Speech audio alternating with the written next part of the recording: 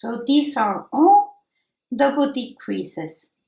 This is a right lean decrease, and it's by knitting 3 stitches together, and that's the symbol. And now you have the left lean decrease, and then you're going to slide 1, knit 2 stitches together, and the one that you slid is going to go over the last one, and that's a left lean decrease.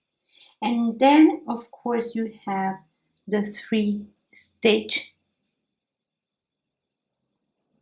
decrease, which is you're going to slide 2 stitches together, knit 1, and pass the 2 stitches over the last one.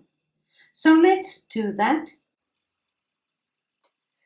So let's do the right lean decrease, and since we're going to be losing 2 stitches, we need to replace them. You can replace them any way you want, like knitting front and back or whatever you wish. In this case, I'm going to yarn over and knit 3 stitches together. And that would be your right lean decrease. And then yarn over in order to replace them.